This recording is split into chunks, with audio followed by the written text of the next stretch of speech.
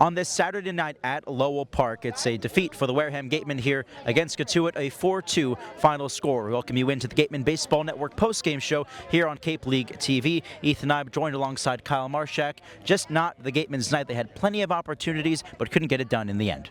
Yeah, I mean, a couple of things, right? They didn't get the ball in play early, and then on top of that, they definitely defended themselves out of this game with 3 errors tonight. The infield really struggled. Yeah, for the Gatemen, Braden Sloan, a nice step in the right direction in the starting pitching department. He had a tough outing against Hyannis in his last start. Today, 4 innings, 3 runs, 2 of them earned. Just a nice step in the right direction for him. Yeah, on a positive note, which there are a couple of positives from this game, definitely Sloan being one of them. After a rough outing in his last time out, just way more comfortable on the mound this time. 4 innings, 2 earned runs, a handful of strikeouts, was just a lot more calm. Slower heartbeat today out of Sloan. Yeah. Cotuit, a lineup full of contact first hitters. Among them, Jaron Advincula had a huge day. Got on base 4 times, drove in a run in a 3-run 4th inning against Braden Sloan. He was the key piece today for the Kettleers. Yeah, you and I were talking about him a little bit on air. This kid's all 5 tools.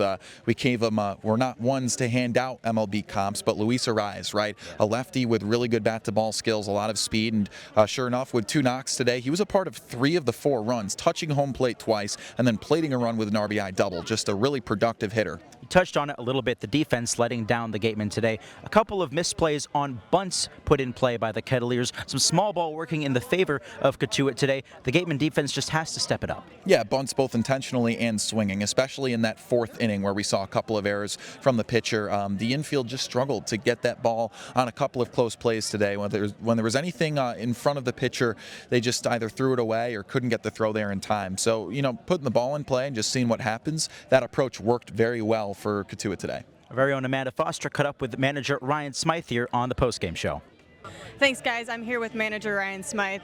Coach, you guys came close at the very end of the game there. You got some guys on base. Just what wasn't clicking to make the comeback? I mean, that's a tough arm to face. We got 2 of those guys, too. That's why he was in there in that spot. But we did make something happen there. We had a shot right there at the end. You know, it just came down to some defensive plays earlier in the game, that's all. A close loss, 4-2, your first close loss of the season. Just what can you take from that? I mean, again, we didn't stop fighting in the end. You know, we had a chance there, so that's signed good things to come from that. That our hitters know we're never out of the game. And that we can make some things happen in the end. And on that, just going into tomorrow, big game against Falmouth, another division game, what are the biggest points of emphasis you can take from today? I think Sloan gave us a great start today, of which we needed, because our bullpen was taxed a little bit yesterday, so we have arms available. Hitters know we're ready to go tomorrow. I think they don't like this feeling, so we want to go back to what we were doing before, so we'll be ready to play tomorrow. Appreciate the time, Coach. Absolutely. Thank you. Thank you. Guys. Thanks so much, Amanda. Yeah, even in defeat, Ryan Smythe never lets it get to him. This is the first time that the Gatemen have lost 2 in a row here in this young 2024 season, but they're just not going to let it get to their heads, are they? No, yeah, Smythe is positive as always, and that's really the root of a mentality for a team, obviously, is the field manager, and he's as cool as ever. Oh, 2 losses in a row. Well, that's the first time that's happened this year, and we're 13 games into the year. That's a pretty welcome sign. Couple of nice bright spots for the Gatemen tonight. A couple of key debuts. First off, for Heath Andrews, a North Carolina State right-hander, fired the final 2 innings in relief. He looked good out there. Also, Max Williams, a highly anticipated debut from him. The outfielder out of Florida State collected 2 hits. He could be a nice guy at the top of the lineup moving forward for Ryan Smythe. Yeah, Williams, he hit well over 300 for Florida State, a team that was at Omaha, right? So a late arrival for him for a very good reason. So we know that he's an elite hitter. Very well could slide towards the top of the lineup. He'll have to compete with Brendan Summerhill for that spot, though, and Summerhill's pretty good, too. He's been swinging a hot stick as another positive note. But yeah, a couple knocks from him today, and then you mentioned Andrews, too. A couple of scoreless innings out of him. Very well poised out of the bullpen.